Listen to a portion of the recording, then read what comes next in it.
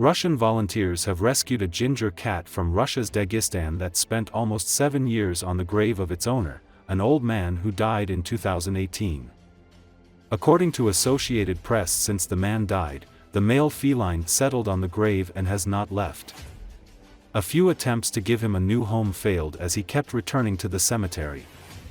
After years of vagabond life, the cat's health deteriorated and he now suffers from several illnesses, the local volunteers who took him to a clinic said. Veterinarians named him Hachiko after a famous dog from the iconic Hachi, A Dog's Tale movie. Hachiko is receiving treatment at a clinic in Dagestan's capital Makhachkala. After his recovery in a few months, Hachiko will be transported to St. Petersburg, where animal activists are looking for a new family to welcome him. It's unlikely he will be able to come back to the graveyard thousands of miles away.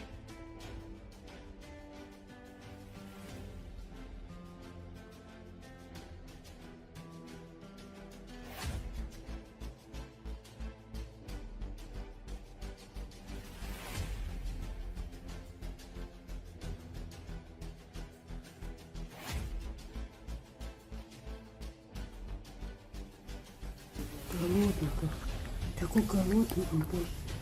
Вот вторую пачку съедает.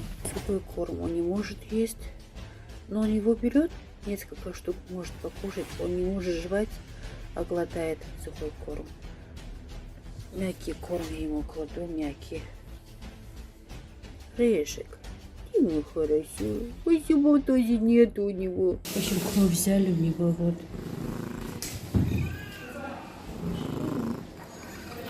Одышка есть у него. Дышит. Подключили ему кислород. Сейчас вот лежит, отдыхает, спит. Хачiko, ты наш звезда, популярный такой чекастик. Все процедуры мы ему провели, все уколы сделали, все сделали, да? А, Хачiko? Молодец, такой ласковый еще красавчик. Полностью все назначение выполнили, теперь он отдыхает.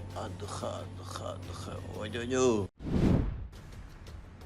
Russian commanders, desperate to replace their losses, are sending soldiers with unhealed wounds into assaults. British intelligence reported that the 20th Combined Arms Army has created an assault force of wounded soldiers, including those using crutches. According to British intelligence, the Russian authorities have two goals: to relieve the burden on a medical system that is overwhelmed by the influx of wounded, and to get rid of soldiers whose injuries have made them unfit for long-term service. If such soldiers remain in hospitals, the state will have to pay them benefits and disability compensation. But the Kremlin prefers to send them to their deaths. It is easier and cheaper. In January, a video appeared on Ukrainian Telegram channels showing two Russian soldiers on crutches walking across an open field near Pokrovsk in the Donetsk region. They were likely killed after a drone strike. The footage caused outrage even among Russian Z-War correspondents. Blogger Vyacheslav Golikov called such methods a complete disgrace and noted that sometimes obvious cripples are indeed sent into assaults. Russian commanders use wounded soldiers not only as cannon fodder, but also as bait, forcing the Ukrainian military to waste ammunition on them. Such soldiers are sent into battle with no chance of survival, so that the Ukrainian army wastes drones, artillery and shells. This once again shows how cynical the Kremlin is about its people. For it, even crippled soldiers are just a tool for waging war. According to the publication Verstka, new contract soldiers in Russia are also sent into assaults with virtually no training. Soldiers are given from 2 days to 2 weeks to train and then thrown into battle. At the same time, they are promised large payments, but few of them receive this money. Many die before their first paycheck. In the autumn, the UK Ministry of Defence estimated Russia's total losses at 610,000 men, 200,000 killed and 400,000 wounded, half of whom were left disabled. The Pentagon cited similar figures: 615,000 casualties, including 115,000 killed and 500 wounded.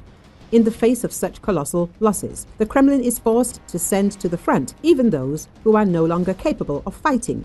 The Russian authorities continue to hide the real scale of what is happening. Propaganda will not tell that the state deliberately sends wounded soldiers to their deaths in order to avoid payments and social responsibility. The Kremlin treats its soldiers as expendable material, not as people.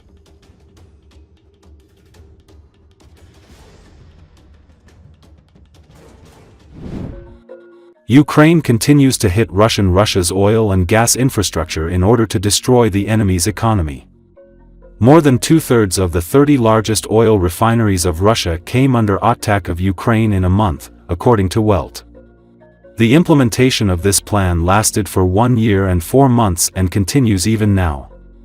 According to the publication, no more than 48 hours pass between the release of the drone and the impact. The latest attack on Gazprom's Astrakhan gas processing plant has disabled processing facilities, with repair and downtime losses already estimated at millions of dollars. Everything is bad with the installation. For now it will be at least 3 months.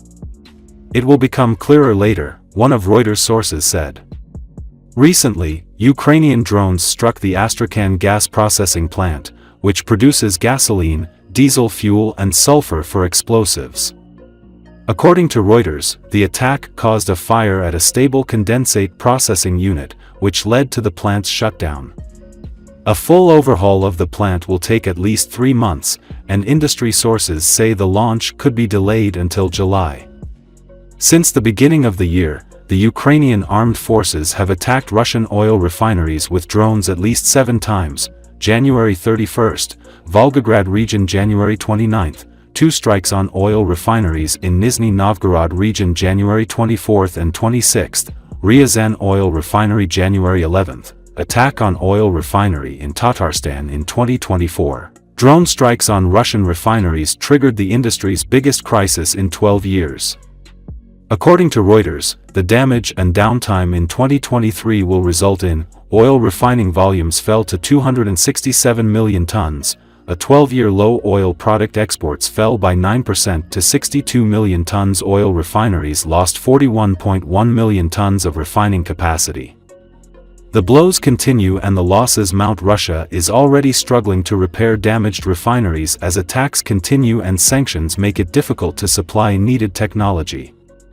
Meanwhile, billions in losses are mounting every day, and Russia's oil industry is already facing a shortage of refining capacity. Ukraine, in turn, is systematically destroying Russia's oil infrastructure, turning critical facilities into ruins and making the war increasingly costly for the Kremlin. While Russian authorities are trying to hide the real consequences of the attacks, the country's economy is already feeling the effects.